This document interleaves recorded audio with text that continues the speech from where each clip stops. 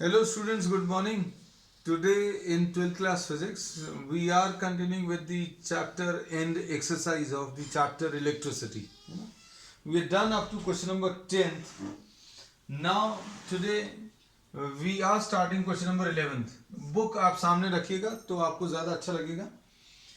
A storage battery of EMF 8 volts and internal resistance 0.5 ohms is being charged by a 120 volts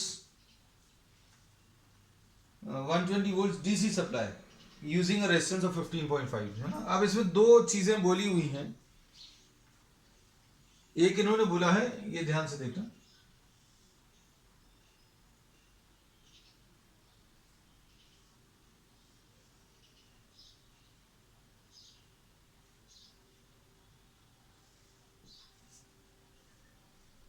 ये यहां पर दो sales के बारे में बात कर रहे हैं.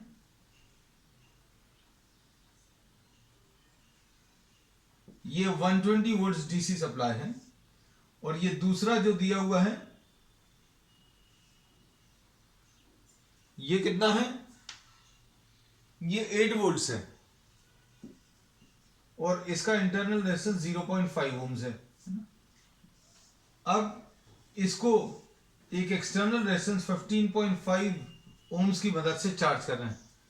चार्ज करना मतलब क्या है, अब इसमें इमेजिन करना, अभी हम लोग ये कहते हैं अगर सिर्फ ये वाला सर्किट लगा हुआ है, ये वाला सेल लगा हुआ है, तो इसके कारण जो करंट का डायरेक्शन आएगा पॉजिटिव टर्मिनल से नेगेटिव टर्मिनल, करंट का डायरेक्शन ऐसा कुछ आएगा, मतलब क्लॉकवाइज डायरेक्शन.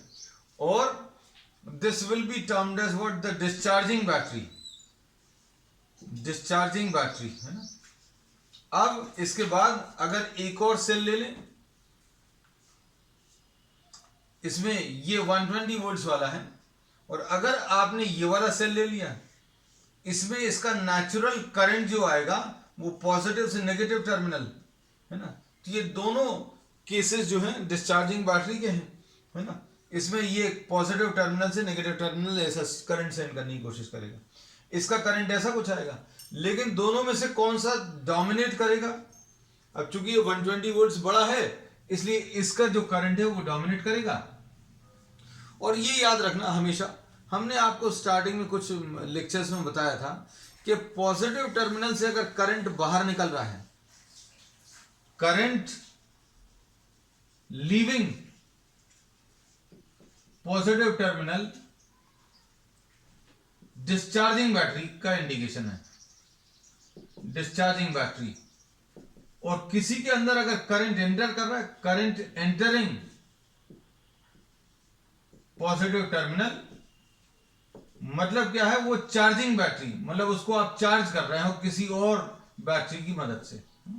तो अब हमने इसमें ये बोला कि इसका करंट ऐसा कुछ आना है और इसका करंट ऐसा कुछ आना है, लेकिन डोमिनेट कौन सा करेगा, जो लार्जर बैटरी है. तो इसमें से करंट ऐसा कुछ जाएगा, तो करंट का ये डायरेक्शन आ गया. इसको सपोज E1 नाम दे दिया, इसको E2. तो अब इसको देखकर समझ में आ रहा है कि कौन सा चार्ज हो रहा है और कौन सा डिस्चार्ज हो रहा है. तो ये डिस्चार्जिंग बैटरी है क्योंकि इसमें से पॉजिटिव टर्मिनल में से करंट बाहर निकल रहा है.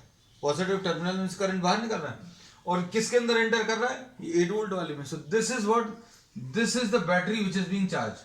तो 8 volts, for 8 volts current enters the positive terminal, enters the positive terminal, therefore 8 volt is being charged, ये चार्ज की जा रही है. तो अभी हमने आपको क्वेश्चन समझाया. अब इसके बाद इन्होंने बोला इसके terminal potential difference. Terminal potential difference मतलब आप मान लीजिए इसको ए बोला और इसको बी बोला, इन दोनों के बीच में पोटेंशियल डिफरेंस आपको निकालना है. अब ये याद रखना. अब देखो, अगर आपको करंट थ्रू दी सर्किट निकालना है तो करंट थ्रू दी सर्किट निकालने के लिए आप किरचॉफ्स लॉ का यूज कर सकते हैं. किरचॉफ्स लॉ का यूज कैसे कर सकते हैं, मूव इन दिस डायरेक्शन, ऐसा कुछ मूव कर लीजिए और ऐसा जाने में आप लोअर से हायर जा रहे हैं. लोअर से हायर मतलब प्लस 120 वोल्ट्स, प्लस 120. अब ये लोअर टू हायर क्यों है, क्योंकि ये नेगेटिव ये पॉजिटिव. अब ये पॉजिटिव है बच्चों और ये नेगेटिव है, तो इसमें करंट हायर से लोअर जा रहा है। अगर करंट नहीं, अभी हम लोग बोल रहे हैं हमारा मूवमेंट जो है हायर पोटेंशियल से लोअर पोटेंशियल, लोअर से हायर मतलब राइज, राइज मतलब प्लस लिख दिया। अब यहां पर देखो, यहां पर अभी हम लोग हायर से लोअर पर जा रहे हैं, हायर से लोअर मतलब डिक्रीज मतलब -8, और फिर -0.5 आए, क्योंकि इसमें करंट की ही डायरेक्शन में अगर आप चल रहे हैं तो ड्रॉप आता है।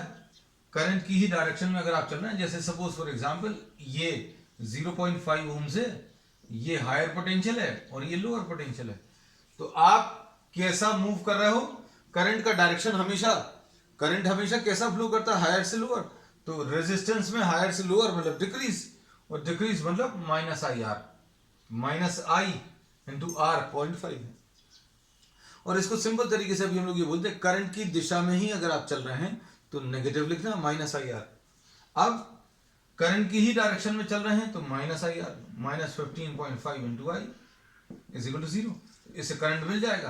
करंट कैसे मिलेगा बच्चों, देखो ये 120 minus 8 is equal to I into 0.5 plus 15.5।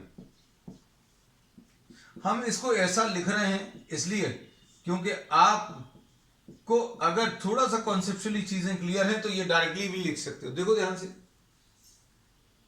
लिख सकते हैं क्या, इसका ईएमएफ कैसा है, ये ऐसा कुछ करंट सेंड कर रहा है, और इसका ईएमएफ कैसा है, ये ऐसा कुछ करंट सेंड कर रहा है।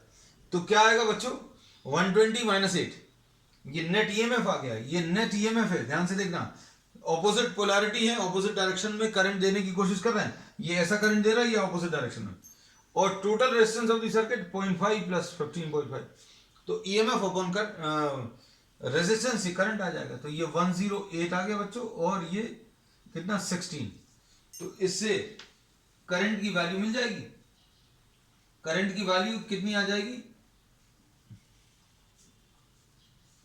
इसमें 120 माइनस 8 विल बी 112, सॉरी ये गलत लिख दिया, तो ये 7 एम्पियर्स। तो current through the circuit 7 amperes है। अब इसके बाद टर्मिनल पोटेंशियल डिफरेंस बताना है इसका, 8 वोल्ट्स वाले का है ना, 8 वोल्ट्स वाले का ही बताना है। हाँ 8 वोल्ट्स वाले का। अब देखो इसमें टर्मिनल पोटेंशियल डिफरेंस अगर आपको बताना तो ए से स्टार्ट करो। ए इसका एक टर्मिनल है, ये हम लोग कह सकते हैं ये छोटा वाला सेल है जिसको आप चार्ज कर रहे हो। ए पॉइंट से स्टार्ट करो, बी पॉइंट तक पहुंचो, और जितने भी पोटेंशियल डिफरेंसेस आ रहे हैं सबको लिखते जाओ। तो वी ए, फिर इसके बाद क्या आ जाएगा, सेल आएगा, सेल में हायर से लोअर जा रहे हो तो वी ए -8, जिस कारण से अभी हम लोगों ने यहां पर -8 लिखा था, और फिर -0.5 आई। ए पॉइंट से स्टार्ट किए, ए पॉइंट का पोटेंशियल लिखा, फिर इसका पोटेंशियल डिफरेंस लिख लिया, फिर इसका पोटेंशियल डिफरेंस कहां पर पहुंच गए आप, बी पॉइंट पर, तो V A minus V B निकाल लो। V A minus V B कितना आ जाएगा बच्चों, यह आ जाएगा 8 प्लस 0.5 आई, तो 8 प्लस 0.5 इंटू आई की वैल्यू 7, यानी 8 प्लस 3.5 यानी 11.5। अब इसमें देखो ध्यान से, इसमें ये चीज समझने की कोशिश करना, क्या कि अगर आपको कोई सेल्स दिए हुए हैं और उनको आपने ऐसा कुछ कनेक्ट करके रखा है, तो जो सेल को आप चार्ज कर रहे हो, जिस सेल को भी आप चार्ज कर रहे हो, उसके टर्मिनल्स में जो पोटेंशियल डिफरेंस आता है वो E प्लस आई आर आता है। This we have discussed in detail in previous classes also, है ना। आज अभी हमने करके भी बता दिया, पूरा सॉल्व करके बताया कि इसके जो दो टर्मिनल्स हैं ए और बी, उधर पर अगर आप वोल्ट मीटर लगाओगे तो ये 8 वोल्ट का सेल कितनी रीडिंग देगा, 11.5 वोल्ट्स। तो ये कब देता है, ये terminal potential difference E plus आई आर कब आता है,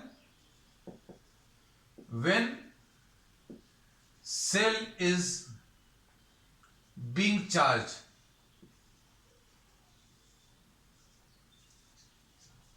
ठीक है। अब V is equal to E minus I R कब आता है? ये प्रॉब्लम खत्म हो चुका है, यू गॉट द आंसर, लेकिन अभी हम कुछ कॉन्सेप्ट्स भी बता दे रहे हैं। इसमें अभी हम लोग बोलेंगे V is equal to E minus I R, ये कब रहता है? व्हेन सेल इज डिस्चार्जिंग, मतलब इसमें से आप करंट निकाल रहे हो। तो अगर आप इसका टर्मिनल पोटेंशियल डिफरेंस निकालते तो 120 वोल्ट से कम आता, लेकिन इसमें इंटरनल रेजिस्टेंस नहीं दिया, तो इसलिए अभी हम लोग कैलकुलेशंस नहीं कर रहे हैं। तो टर्मिनल पोटेंशियल डिफरेंस 11.5 वोल्ट आया। अब इसके बाद क्या पूछा इन्होंने? पूछा कि ये आपने जो रेजिस्टेंस लगाया है ये क्यों लगाया, ये जो एक्सटर्नल रेजिस्टेंस लगाया वो क्यों लगाया? तो एक्सटर्नल रेजिस्टेंस बच्चों अगर नहीं लगाते तो क्या होता, इमेजिन करो, अगर आपने ये नहीं लगाया था तो करंट कितना आ जाता है? 120 माइनस 8 डिवाइडेड बाय 0.5, मतलब आपने जिस सेल को चार्ज करना वो ले लिया और जिसकी मदद से चार्ज करना वो ले लिया, दोनों कनेक्ट कर दिए, ये नहीं लगाया 15.5। तो करंट थ्रू दी सर्किट कितना आ जाएगा? ये देखो 120 माइनस 8 विल बी 112 आ जाएगा और अपॉन 0.5 यानी 224 एम्पियर्स आ जाएगा। ये 224 एम्पियर्स बच्चों कितना है? बहुत बड़ा करंट है ना। तो ये इतना बड़ा करंट जो है सेल को डैमेज कर सकता था। So we say that this 15.5 external resistance is being used to regulate the current or to decrease the value of current। अगर ये यूज नहीं करेंगे तो करंट एक्सेसिवली हाई या बहुत ज्यादा हो जाएगा, जिसकी वजह से सेल्स डैमेज हो सकते हैं। ठीक, next 12th question. 12th question जो है डायरेक्ट फॉर्मूला बेस्ड है। अब क्योंकि प्रॉब्लम जो आ रहे हैं वो कम ही ऐसे मिले हैं अभी तक, लेकिन फॉर्मूला बेस्ड वाले देखो। अब इसमें कौन सा फॉर्मूला यूज होगा?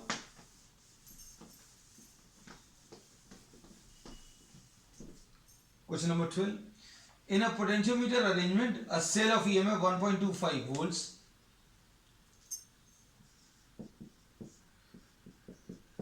E1 1.25 volts,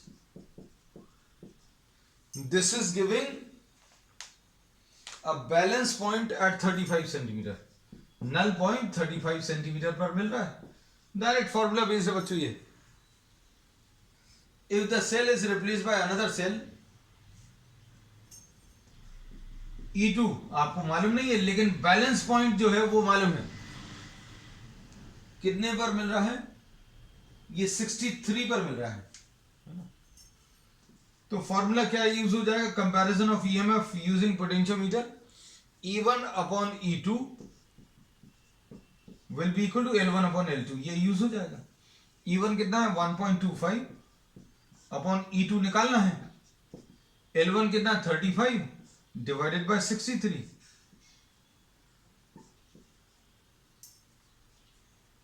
ऐसे कुछ आएगा। अब E2 की वैल्यू अगर निकालनी है तो E2 will be equal to 9 into 1.25 divided by 5, है ना। अब इसको सॉल्व कर लो। 35 और 63, 35 और 63 था, ठीक है बच्चों। अब इसमें 5 0.5 2 10 0.25 आएगा, है ना। 0.25 यानी 1/4 यानी 2.25, है ना। तो ये सिंपल प्रॉब्लम था। E1 upon E2 is equal to L1 upon L2 पर बेस्ड। नेक्स्ट क्वेश्चन नंबर 13 देखो।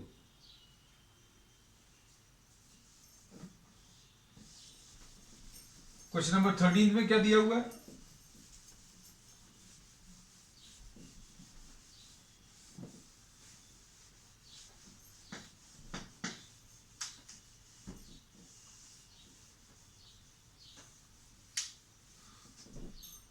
क्वेश्चन नंबर 13 में the number density of free electrons in a copper conductor is 8.5। Conduction electron density दिया है n की value कितनी 8.5 into 10⁻28 electrons per meter cube, ऐसे कुछ दिया है ना। How long does an electron take place to drift from one end of the wire to the other and.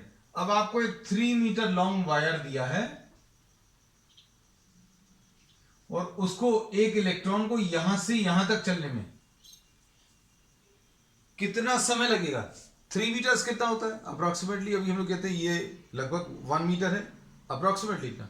3 metres electron को अगर चलना है 3 मीटर्स, ये तो अभी हमने 1 मीटर बताया, ऐसे 3 मीटर्स ले लो। तो अब ये 3 मीटर्स चलने के लिए इसको कितना ट्रैवल करना पड़ेगा, कितना टाइम लगेगा वो निकालना। और क्या दिया, area of cross section, area is 2 into 10⁻⁻6 meter square. और क्या दिया है इसमें, आई की वैल्यू 3 एम्पियर्स, आई 3 एम्पियर्स दिया है।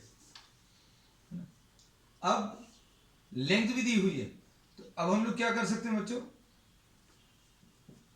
ये यहां से यहां तक ट्रैवल करने में कितना समय लगेगा ये निकालने के लिए वीडी निकाल लो, drift velocity. Speed with which the electron travels along the length will be I upon NEA। अब I की वैल्यू 3 अपॉन N की वैल्यू 8.5 इंटू 10⁻28, E की वैल्यू इसको इधर लिख दे रहा है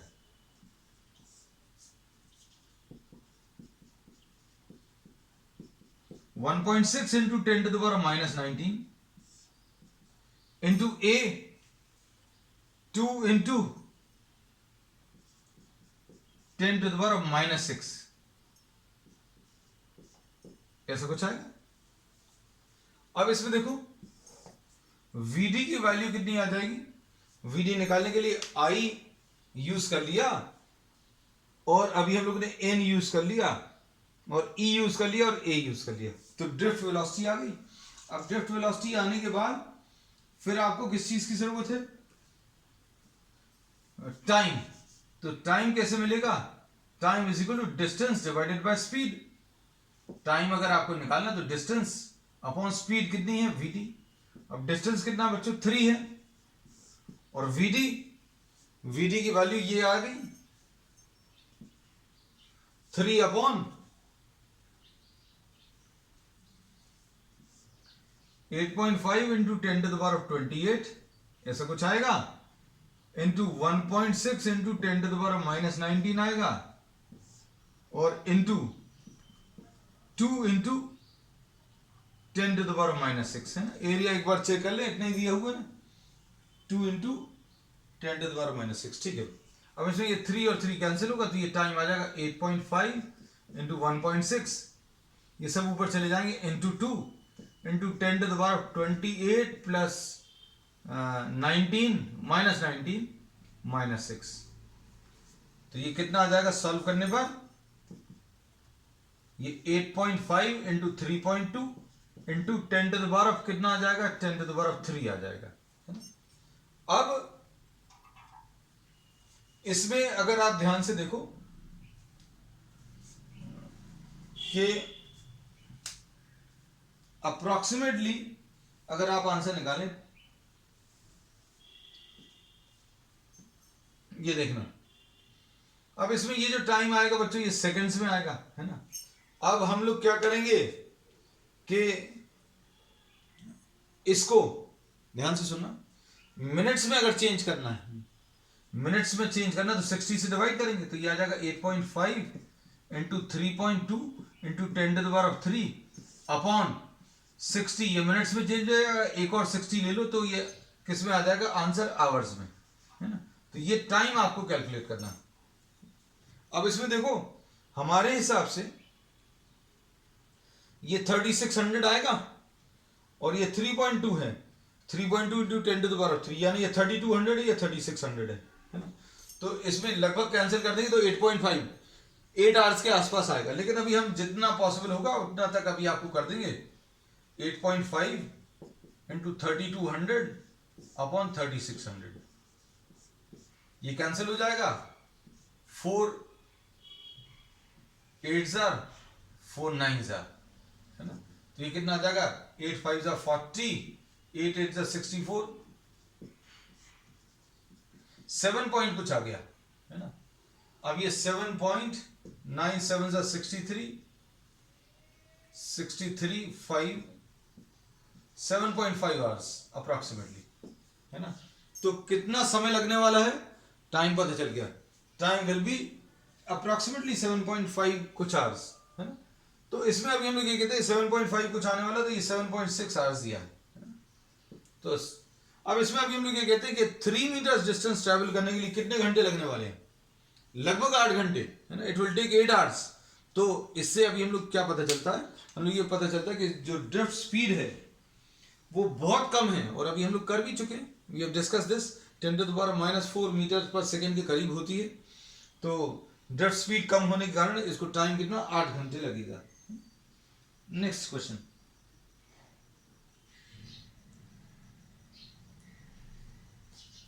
नेक्स्ट क्वेश्चन पढ़ लो, ये बड़ा सा है कुछ। The earth surface has a negative surface charge density of 10⁻⁹। In questions में इन्होंने क्या किया, आपके कुछ कॉन्सेप्ट्स भी क्लियर करने की कोशिश की है कि भाई इलेक्ट्रॉन कितनी धीमे ट्रैवल कर रहा है, ये आपको पता चल गया, है ना। ये अभी हम लोगों ने उस समय भी बताया था जब ड्रिफ्ट स्पीड से रिलेटेड कॉन्सेप्ट्स किए थे।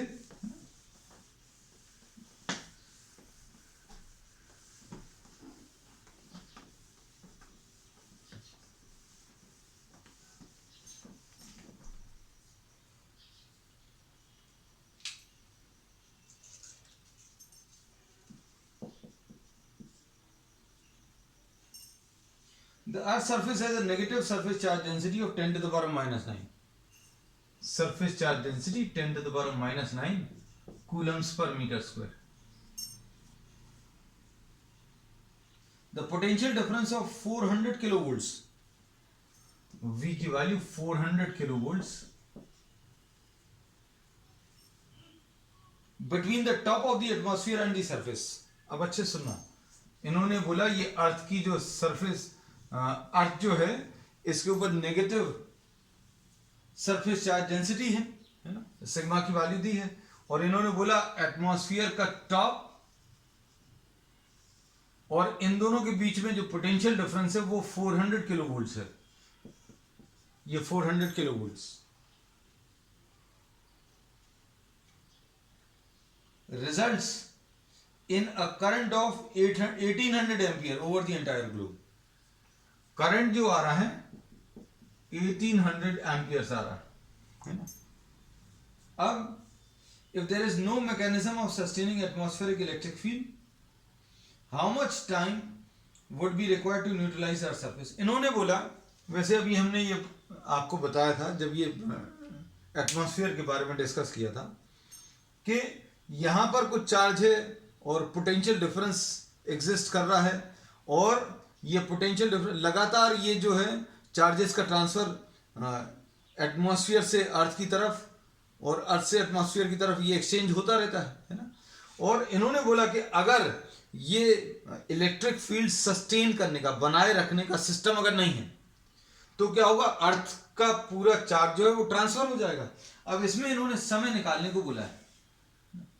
अब ये कैसे मिलेगा, देखिए total charge of the earth निकालो। अब इसमें टाइम अगर आपको निकालना तो I = Q/T होता है ना। तो T कैसे मिलेगा, Q / I। अब इसमें Q / I आ गया। अब Q कैसे मिलेगा, Q मिलेगा surface charge density into what, 4πr², क्योंकि ये सरफेस चार्ज डेंसिटी है। और सरफेस चार्ज डेंसिटी कैसे मिलता है, charge upon area, charge upon area. तो चार्ज अगर आपको निकालना है तो कैसे मिलेगा, तो एरिया कितना है, एरिया 4πr² है डिवाइडेड बाय I। तो टाइम कैसे मिलेगा, सरफेस चार्ज डेंसिटी कितनी है, 10⁻⁹ into 4 into pi into radius 6400 kilometers. Radius of the earth ये कितनी,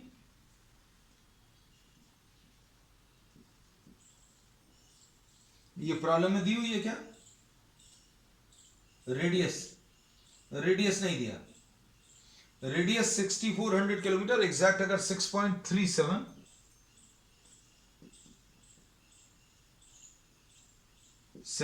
into 10 to the power of 6 radius of the earth, ये भी लिख दें 6.37 into 10 to the power of 6 meters, 4 pi r square divided by I की value, I की value कितनी दी हुई है? I is 1800।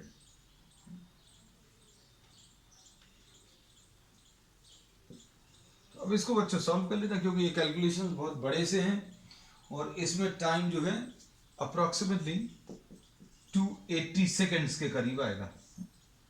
तो अगर अर्थ के और एटमॉस्फेयर के बीच में इलेक्ट्रिक फील्ड है, उसको बनाए रखने का मैकेनिज्म अगर खत्म हो जाए तो अर्थ का कंप्लीट चार्ज न्यूट्रलाइज करने के लिए 280 सेकेंड्स लगेंगे।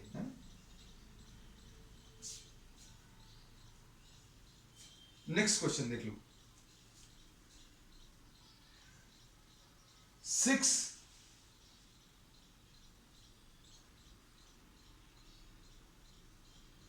lead acid type of secondary cells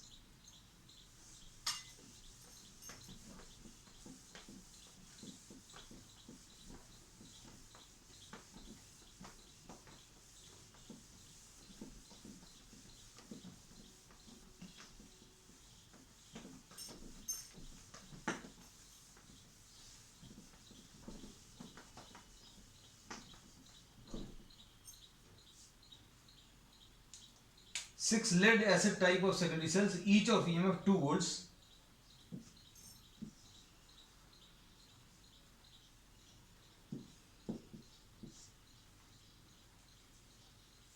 and resistance 0.015 ohms are joined in series to provide a supply to a resistance of 8.5 ohms.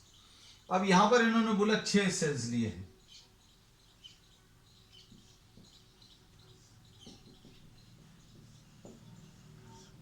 और हर एक का ईएमएफ कितना है? 2 वोल्ट है, और ये 0.015 ओम्स है, और इनको आपने सीरीज में कनेक्ट करके 8.5 ओम्स रेजिस्टेंस को आप करंट सप्लाई कर रहे हैं। अब इसमें इन्होंने क्या बोला है? Find what are the current drawn from the supply and its terminal voltage। अब इसमें इसको अभी हम लोग एक सिंगल सेल में कन्वर्ट कर सकते हैं। ये सिंगल सेल बच्चों कितने का आएगा? अब चूंकि 6 सेल्स हैं तो ये 12 वोल्ट्स आएगा, और ये 0.15 इंटू 6 ऐसा कुछ आ जाएगा, है ना। तो ये अभी हम लोगों ने एक सेल बना दिया, और ये ज्वाइन करने पर कितना आ जाएगा रेजिस्टेंस? 0.015 अगर आप लेंगे इंटू 6 तो ये 0.09 आ जाएगा, है। तो current through the cell, current through the circuit I is equal to E upon R plus small r। E कितना है? 12 डिवाइडेड बाय टोटल ईएमएफ 12 आ जाएगा, क्योंकि 6 सेल्स को आपने सीरीज में कंबाइन किया, और सीरीज कॉम्बिनेशन में सेल्स के ईएमएफ ऐड हो जाते हैं, रेजिस्टेंस, इंटरनल रेजिस्टेंस भी ऐड हो गए, और ये कितना आ जाएगा? 0.09, पहले एक्सटर्नल रेजिस्टेंस लिखा तो 8.5 प्लस 0.09, तो 8.59 आएगा बच्चों। और ये सॉल्व करने पर ये 8.5 है, तो लगभग 1.5 के करीब है ना। तो answer to this is 1.4 amperes. Current इतना आ गया। अब क्या पूछा है? Terminal potential difference. अब चूंकि इसमें से तो करंट ड्रॉ कर रहे हैं, चार्जिंग वाले में हम लोग बोलते हैं ई प्लस आई आर होता है, और अगर डिस्चार्ज हो रहा है तो टर्मिनल पोटेंशियल डिफरेंस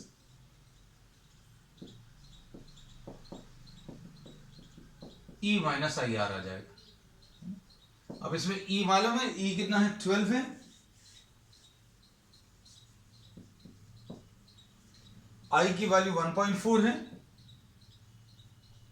इस वन, और इंटरनल रेजिस्टेंस बच्चों कितना है, सभी का कंबाइन करके 0.09। अब इसको सॉल्व कर लो, 14 9 140 में से 126 है ना, 0.126, तो ये सॉल्व करने पर लगभग 11.9 वोल्ट्स आएगा। So this is what the terminal potential difference. अब इसके बाद क्या दिया है, बस यही पूछा, a secondary cell after long use has an EMF of 1.9 volts and large internal resistance of 380 ohms. What could be the current drawn from the cell?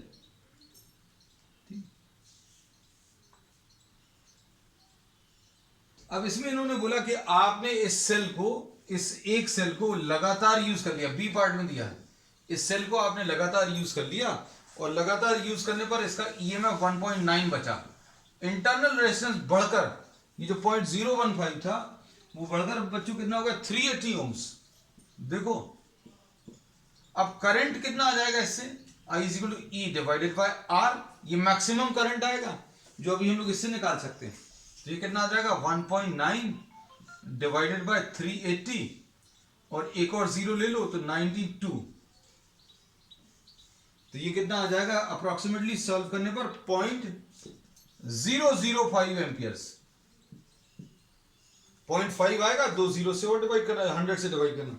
फिर क्या बोला है, can this be used for starting the motor of a car.